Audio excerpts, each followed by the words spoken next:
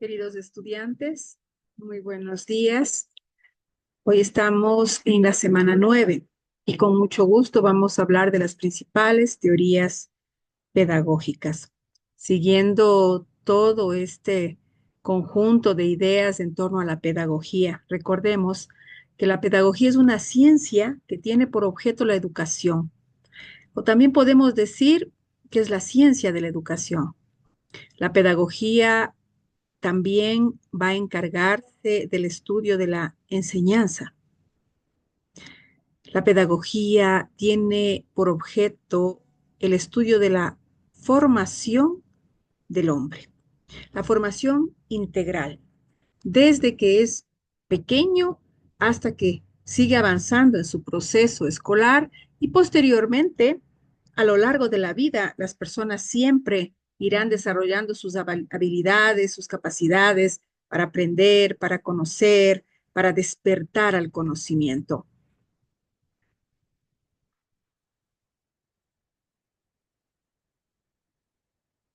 La pedagogía tiene también sus teorías, como nosotros hemos venido viendo, y se define como una serie de ideas que van a permitir comprender y entender el fenómeno pedagógico, es decir, todo lo que está relacionado con la formación de la persona, con la enseñanza, con el aprendizaje, con el currículo, que es ese conjunto de herramientas que permiten enseñar y educar, y también organizar la vida del estudiante. También podemos definir la teoría pedagógica como diferentes estructuras del pensamiento donde vamos a trabajar, a desarrollar valores, creencias, ideas, pensamientos que le van a permitir al docente interpretar situaciones diversas, buscar conceptos, desarrollar su experiencia, sistematizarla, investigar, construir elementos prácticos que le permitan contribuir a enriquecer la teoría del conocimiento, el discurso del conocimiento pedagógico, el discurso de todo lo que es este desarrollo de habilidades y contenidos en relación con la educación. También vamos a considerar que todos estos supuestos, estas creencias, estos valores que tienen que ver con el marco del pensamiento pedagógico van a permitir al profesor, al docente, comprender el proceso educativo, dirigir las ideas para poder organizar un cuerpo conceptual, para poder enseñar, poder educar, desarrollar el proceso de enseñanza-aprendizaje, transformar acciones que contribuyan a desarrollar la capacidad intelectiva del estudiante. Y es importante que toda esta acción se realice de forma libre, de forma consciente, para despertar en el educando, en el estudiante, su criterio, su reflexión, su pensamiento crítico. Una teoría pedagógica definida permite a los maestros penetrar en toda la complejidad que significa enseñar, educar. Es un proceso que no solamente se da en la clase, dentro de la sala de aula, sino que permite también valorar al ser humano en todo su contexto, en todas las relaciones interpersonales que desarrolla y, por tanto, analizar el ser humano desde el punto de vista social, histórico, político, filosófico, sociológico, etcétera. Vemos así al ser humano, al estudiante, como un ser que debe desarrollar todas sus potencialidades y sus capacidades, y el maestro deberá orientar su educación, orientar su metodología para poder desarrollar todas estas potencialidades en el estudiante. De esta manera, un profesor, ante la interrogante ¿por qué hace lo que hace?, no puede responder solamente de forma empírica, basado en su día a día, sino que debe sostener sus pensamientos, su trabajo, fundamentarlo en un marco de pensamiento teórico, en un pensamiento producto de una sistematicidad, de organizar las ideas, de una reflexión y de teorías basadas en trabajos, en prácticas y aprobadas en el campo pedagógico. Una teoría pedagógica coadyuva al crecimiento profesional y personal, pues proporciona elementos al maestro para que pueda desarrollar a cabalidad todo su trabajo con sus estudiantes.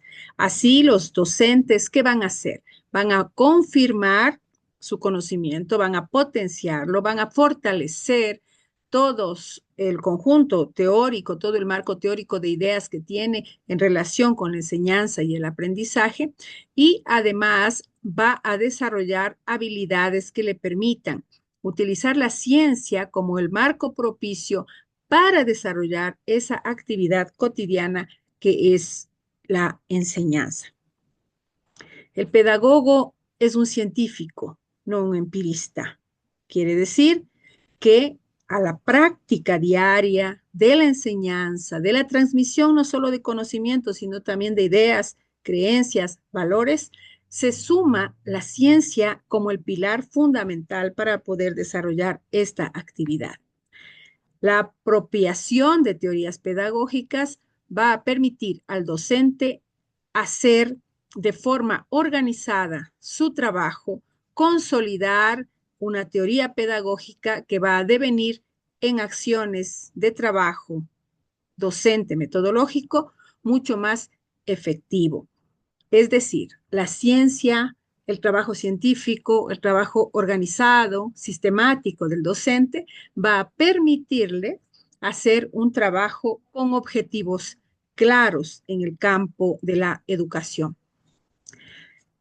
Lo referente a la teoría pedagógica no se alude a teoría acabada, algo que ya está hecho, cerrado y que ya es un concepto fijo. Como todo en la vida, la pedagogía también va desarrollándose, va cambiando, va adaptándose a determinados contextos. Y por eso es fundamental entender que todas las teorías pedagógicas tienen implicaciones prácticas, tienen que ver con cómo vamos trabajando con los estudiantes en el día a día y cómo vamos acomodando nuestros conocimientos, los conocimientos que estamos transmitiendo a las diferentes circunstancias que envuelven, al contexto que envuelve este proceso metodológico de enseñanza. No podemos vivir dentro de una caja cerrada donde ya todo tiene respuesta, sino que deberíamos siempre pensar que cada día el proceso va cambiando, va readecuándose, va readaptándose. Cada estudiante que tenemos en una sala es un mundo diferente y como él es el centro de nuestra atención como maestros, como él es el protagonista, el constructor de su propio conocimiento, nosotros debemos trabajar construyendo día a día, paso a paso, ese proceso, ese camino de enseñanza-aprendizaje. Las funciones de la teoría pedagógica son varias. Entre ellas tenemos las teorías explicativas. Al permitir a los profesores dar respuesta a los interrogantes relacionados con la educación, como por ejemplo, ¿qué individuo se pretende formar? ¿Qué tipo de persona estamos formando, educando? ¿Por qué debemos formarlo? ¿Para qué lo estamos formando? ¿Cómo? ¿De qué manera? ¿Con qué herramientas? ¿Cuándo? Analizando también las diferentes etapas que vive cada persona y que implica cambios en su mentalidad, en su proceso cognitivo, en su vida misma, en su historia. Entonces, es fundamental hacernos todas estas preguntas, estos cuestionamientos para poder explicar esas interrogantes, encontrar respuestas a cómo debemos trabajar en materia de enseñar, en materia de educar, en materia de cultivar no solamente conocimientos, sino también valores en la mente de nuestros jóvenes, de nuestros niños. También podemos decir que se habla de una sistematización cuando hablamos de la capacidad que deben desarrollar los docentes en cuanto a la organización del conocimiento pedagógico. No podemos transmitir conocimientos desordenados, metodologías sin un objetivo claro. No podemos convertir la experiencia docente metodológica en algo improvisado. Debemos trabajar de una manera organizada, buscando resultados efectivos. Para ello debemos buscar también construir las metodologías adecuadas que van a orientar nuestro camino hacia una educación en valores, una educación con conocimientos claros, basados en la ciencia y también en la investigación constante. También podemos hablar de la predicción, porque los profesores, apoyados en una teoría, pueden inferir lo que puede pasar, los sucesos, los fenómenos, los hechos vinculados con esta formación, con esta educación, con este proceso. Y en ese camino es importante siempre que el docente esté claro de cuál es el contexto en el cual se encuentra para poder ver el camino, poder prever situaciones que se vayan presentando e ir organizando en el camino, acomodando la carga, entre comillas, para que el proceso se dé de la mejor manera posible. También podemos hablar de la interpretación al permitir hacer lectura de acontecimientos que se presentan dentro del aula, en la escuela, en el ambiente académico y en la comunidad, en la sociedad. Es importante, ¿por qué? Porque de la comprensión que tenga el docente, de la interpretación que haga de la realidad que está viviendo el estudiante, ese contexto educativo, así también serán las decisiones que tome el docente, así también será la postura que adopte ante las diferentes circunstancias e incluso esto le va a ayudar a poder ir adaptando su metodología, los contenidos, los trabajos a lo que se va presentando en el camino, porque el proceso de enseñanza-aprendizaje no es una línea recta, es un proceso que irá acomodándose a las diferentes circunstancias que se presenten en el día a día del estudiante como actor fundamental, como protagonista de este proceso de cambio, no solamente intelectivo, cognitivo, sino un proceso de cambio integral, holístico.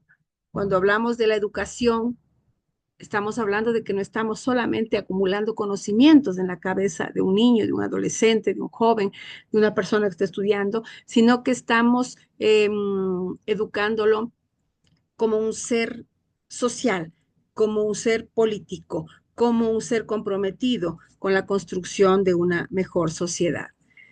También podemos hablar de la transformación. Implica los cambios que se deben generar en la práctica pedagógica. Como digo, no es una línea recta todo este proceso educativo, sino que va cambiando en el camino. Y por eso debemos estar muy atentos los docentes para interpretar las cosas que están pasando, para darnos cuenta de qué es lo que está pasando y poder ir cambiando en el camino nuestra metodología, ir adoptando otras actitudes frente al conocimiento y frente a la respuesta del estudiante ante el fenómeno cognitivo, pero al mismo tiempo nosotros podemos trabajar diferentes circunstancias que nos permitan también contribuir a ese cambio potencial en el estudiante, no solamente como estudiante, como aquella persona que está recibiendo información, sino como aquella persona que está construyendo sus propias ideas, sus propios conocimientos y está transformándose paso a paso, porque el ser humano es un mundo, tiene una serie de elementos que hacen parte de esta riqueza tan grande que es la vida humana, que nos envuelve en conocimientos, en teorías, en pensamientos, en emociones, en la espiritualidad también, que es parte de nuestra vida. Entonces, el ser humano es muy complejo y al ser tan complejo y tan completo, con tantas ideas, con tantas reflexiones, con tanta riqueza individual, no podemos ver a los estudiantes como simplemente aquellos seres en los que colocamos uno a uno conocimiento, sino en los que debemos verlos como personas inteligentes, capaces de ellos producir su propio conocimiento. Entonces es importante el maestro sentir que es ese motivo de reflexión, ese input, que tiene el maestro, esa capacidad de poder despertar en el estudiante todas esas ideas, todas esas reflexiones, todas esas respuestas. El maestro va a ser una especie de guía pero en sí el protagonista del proceso es el estudiante. Bandura nos presenta una teoría muy importante, que es la teoría cognitiva social, y esta teoría se basa en que hay tipos de aprendizaje donde el refuerzo directo no es el principal mecanismo de enseñanza, sino que el elemento social puede dar lugar al desarrollo de un nuevo aprendizaje entre los individuos. El ser humano es un ser social, eminentemente social. Todas las personas nos desarrollamos en un contexto social, donde hay otras personas, donde hay otras realidades, donde hay otras experiencias. Y de todo eso aprende el joven, el niño, la persona en sí. Somos como una esponja y estamos recibiendo toda esa influencia. Esta teoría del aprendizaje social es útil para explicar cómo las personas pueden aprender cosas nuevas, desarrollar nuevas conductas mediante la observación de otros individuos. Desde pequeñito el niño aprende muchas cosas por imitación. La imitación es algo que es común, normal en el niño pequeño que está viendo lo que pasa en su alrededor y va acondicionándose a eso, a esa realidad. Es por eso que podemos también decir que el hombre es un ser eminentemente social y es eminentemente cultural. Nacemos en una cultura y al mismo tiempo somos productores de cultura. Y cuando hablo de cultura no hablo solamente de la danza, el teatro, la música, etcétera, sino que hablo de todo, de nuestros hábitos, de nuestras costumbres, nuestra manera de hablar, nuestra manera de sentir, nuestra manera de expresar nuestras emociones, etcétera.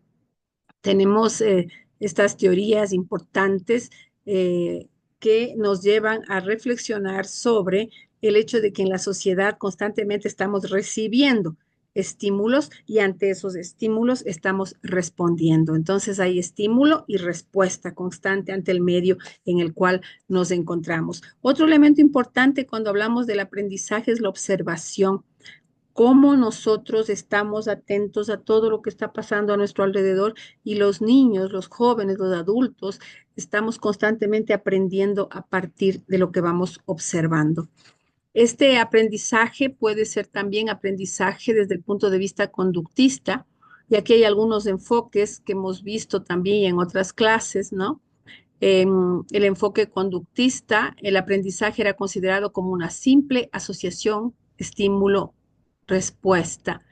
Pavlov nos dice que en un medio determinado es posible que ese medio influya en la persona y que la persona reaccione y puede cambiar de conducta ante determinados estímulos. A través de procesos inconscientes se pretende que los alumnos sientan predisposición positiva o negativa hacia algo. El conexionismo nos habla de que el aprendizaje se produce por ensayo y error o por selección y conexión. De esta manera, un comportamiento que tiene una respuesta positiva genera una conexión firme en términos de aprendizaje. Si tiene una respuesta positiva, lo voy a continuar repitiendo porque es aceptado socialmente. Entonces, esta se llama la ley del refuerzo, en cuanto que si estamos frente a un comportamiento que tiene una respuesta negativa, eso puede servir como un freno para no volver a repetir esa acción.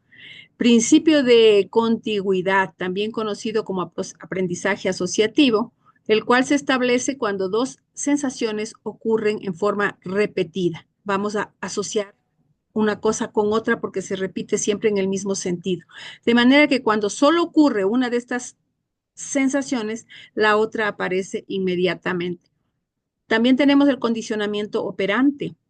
El aprendizaje es el proceso a través del cual se fortalece un comportamiento que es seguido de un resultado favorable. Nuevamente viene la idea del refuerzo, con lo cual se aumentan las posibilidades de que ese comportamiento vuelve a ocurrir. Se aprende lo que es reforzado. Es por eso que decíamos en alguna clase anterior que, por ejemplo, en la escuela primaria se repite constantemente algunas ideas, algunos conceptos, y de tanto repetirlo, entre comillas, va a quedar en la cabeza del niño. Entonces, la repetición constante de algunos conceptos nos va a permitir reforzarlos y que sean memorizados, que permanezcan en nuestro conocimiento, que sea parte de nuestro bagaje de informaciones. La observación y la imitación, dice Bandura, existen y es parte del proceso de conocimiento. Los mecanismos internos de representación de la información que son cruciales para que exista aprendizaje. Quiere decir observar e imitar, y esos conocimientos van a ir permaneciendo y van a quedarse como parte de nuestro mundo de representaciones mentales. Cuando hablamos del cognitivismo y el procesamiento de la información, hablamos de conceptos como la atención, la memoria y la resolución de problemas. La atención que selecciona la información más relevante. Estoy poniendo atención a algo y en mí quedará la información que más me llama la atención, aquello que yo considero que es fundamental. Es por eso que cuando vemos una película, por ejemplo, no toda la película está en mi cabeza, pero hay episodios, hay momentos que se quedan en mí, que quedan grabados, ¿no? Y así en diferentes circunstancias, tanto sociales como en el ambiente áulico, dentro de la sala de clase, en relación con algunos contenidos de algunas asignaturas, hay elementos que se graban y hay elementos que no van a permanecer en nuestra cabeza. Entonces, eso que se graba es porque puse más atención, porque me llamó la atención, porque hubo algo que captó mi interés de manera particular. La memoria también nos permite almacenar información, recuperar información, ver hacia atrás y volver a traer esa información. Entonces, la memoria nos permite tener como una computadora en nuestra cabeza, una memoria que va a almacenar una serie de contenidos y que en el momento en que nosotros necesitemos que esos contenidos salgan a la luz, activamos la memoria. Y esto yo sé, y esto yo sé, y esto yo sé. Y la memoria es fundamental en todo este proceso de aprendizaje, porque si nos ponemos a ver, nosotros entramos a la primaria sin saber leer ni escribir, pero sí hablar, sí comunicar, y vamos sumando conocimientos y vamos grabando ideas y se va quedando en nuestra cabeza. Y se hace tan espontáneo ese fenómeno de que se queden cosas en nuestra cabeza, se hace tan natural, se hace tan normal que ni nos damos cuenta de que estamos memorizando una gran cantidad de información. Y la resolución de problemas también nos permite a nosotros ir conociendo, porque al enfrentarnos a una situación que exige de nosotros que resolvamos ese problema, vamos a aplicar estrategias, vamos a buscar caminos de solución para alcanzar las metas que nosotros queremos obtener. Entonces, ese buscar solución a los problemas también es parte del proceso cognitivo.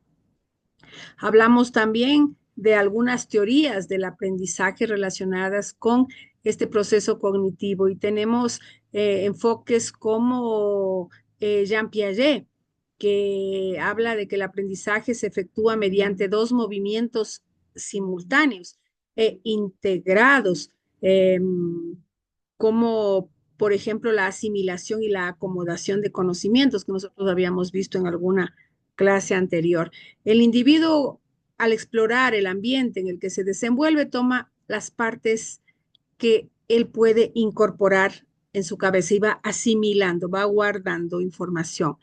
La acomodación, el individuo va a transformar su propia estructura mental para adecuarse a la naturaleza de los objetos que él está aprendiendo.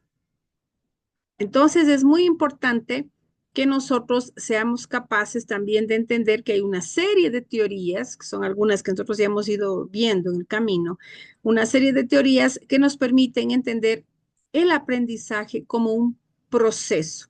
Y ese proceso se va a ir desarrollando como destrezas intelectuales, como estrategias para conocer, como estrategias también relacionadas con la motricidad, con la relación que tenemos entre lo que pensamos y lo que decimos, lo que pensamos y lo que hacemos, y las diferentes actitudes que asumimos frente a la realidad. ¿no? También podemos hablar la teoría, por ejemplo, de las inteligencias múltiples, que nos habla de cómo nosotros tenemos una serie de potencialidades en el campo lingüístico, en el campo musical. Y aquí hablamos un poquito de algo que nosotros ya habíamos visto en una clase anterior, que era el funcionamiento de los hemisferios cerebrales, ¿no?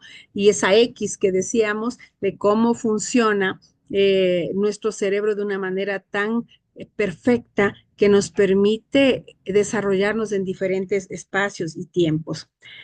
El constructivismo nos va a permitir enfrentar el fenómeno del aprendizaje significativo y social, el aprendizaje activo, cuando nosotros somos los constructores de nuestro propio conocimiento.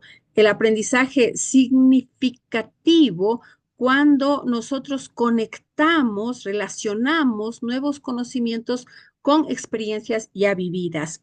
El aprendizaje social es la interacción con otras personas que nos permite ir también aprendiendo nuevas cosas. En este sentido, nosotros habíamos visto ya Piaget, Vygotsky, Ausubel, y vamos viendo cómo de todo esto nosotros en el momento actual hablamos de que en la educación la teoría que más se maneja y con lo que más trabajamos es la teoría del constructivismo, cuando el aprendizaje lo asume el estudiante y él mismo en primera persona va a ver el aprendizaje como algo, como una actividad personal, como una actividad fundamental, significativa en su vida y va a ir construyendo poco a poco nuevos conceptos, nuevas ideas que va a acumular en su bagaje de información. También nosotros podemos ver algunas otras teorías, como por ejemplo el conectivismo, que decíamos que es una teoría más reciente, ¿no? Más reciente, y que tiene que ver sobre todo con cómo trabaja el ser humano aprovechando todo este mundo que le brinda las redes de información y las conexiones entre personas, sistemas y fuentes digitales. Todo esto, cuando hablamos del conectivismo, todo esto envuelve la relación del hombre con la tecnología. El conectivismo nos habla del aprendizaje en red, cómo vamos aprendiendo tanto de este mundo que se nos revela cada día más novedoso. La inteligencia artificial nos sorprende cada día. La diversidad de opiniones enriquece el aprendizaje, está basado en la tecnología. Saber encontrar información, dónde la encuentro, dónde la busco, cómo la busco, va a enriquecer también nuestro conocimiento y constantemente está cambiando, lo que quiere decir que también constantemente nosotros estaremos en la búsqueda de esos nuevos conocimientos. Es importante decir que en qué hace énfasis cada una de estas teorías, de estas ideas sobre el desarrollo del conocimiento. El conductismo hace énfasis en estímulos y respuestas observables, es decir, en evidencias que nos permitan darnos cuenta de que estamos avanzando en el proceso de conocimiento. El cognitivismo va a dar mucha importancia precisamente por este fondo del mundo mental del ser humano, va a dar mucha importancia a la memoria, a la atención y al razonamiento lógico. El constructivismo pone a la persona en el centro de la atención como protagonista de su propio camino, construyendo diariamente el conocimiento. Y con estas ideas hemos concluido esta clase. Un fuerte abrazo y espero que todos puedan ir avanzando poco a poco en esta búsqueda constante de conocimiento que es lo que nos llama la atención, lo que nos mantiene vivos todos los días.